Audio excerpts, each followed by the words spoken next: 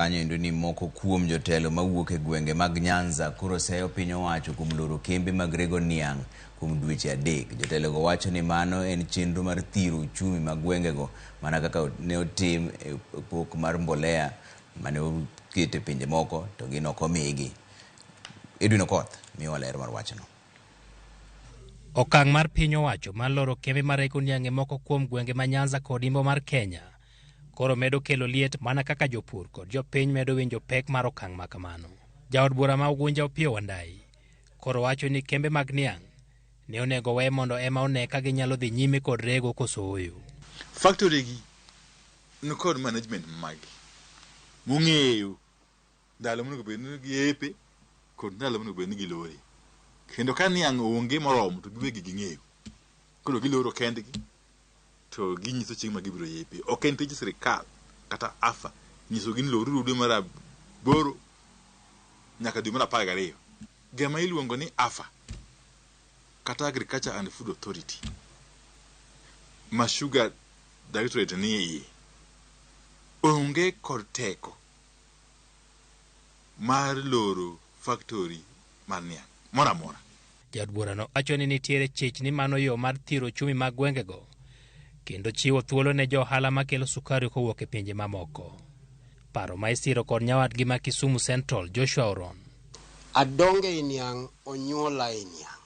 Ang'eyo ni igni duto factory ka factory osabedo ka gin gi program margi seche magilore seche magiyepo. Nyaka ne nyuola adonga chop kapok aneno sama sirkal owuoke ni loro factory ni niang' onge. En scheme mar loro mondo mi jogo makelo sukari koa oko mondo kel sukari mondo gilos pesa. En katel maduong' ma ka okwatang' to biro tieko factories wagi malor makno chung' kendo.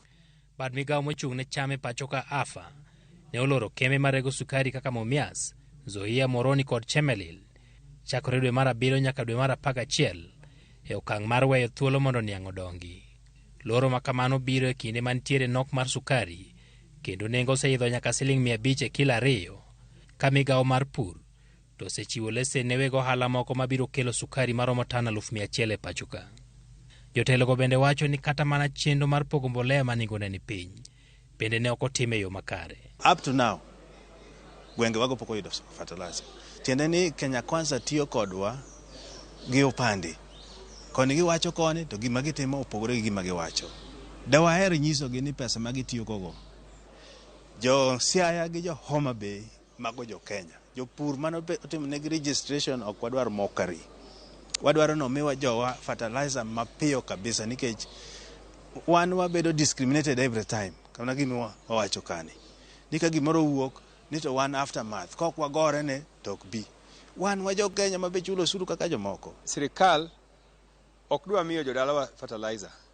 Gidwa ni gimi fertilizer jomoko nono. Mana kaka gisebedo ka gitimo weche development projects. Development projects ma serious madongo ok ter thuru, itero kuonde ma joma nogoyo nie jo sirkand ni kura. Omedo ni mondo wawach ni sirkal we wuondo jopiny ni gilando ni gikelo fertilizer ma beche piny ni jopiny. Giwacho ni gikelo fertilizer ma beche piny ni jog gi manogon gi kura. Jotelo go bende wacho ni cham kaka chai kod kahawa ma ipidhe gwenge mamoko to osemi pek. Ka niang' to imedo jwang' kendo iduoko pur mare piny. Kembe mar rego sukari osendiko na jotijegi mondo kaw yweyo kinde mochung tich ma inyalo mana yaw kendo e giko mar dwe mar 11. Edwin Okoth, Ramogi TV, Nairobi. Kwa kanyo ni kansa mamako dag teko nyodo mar joma chuo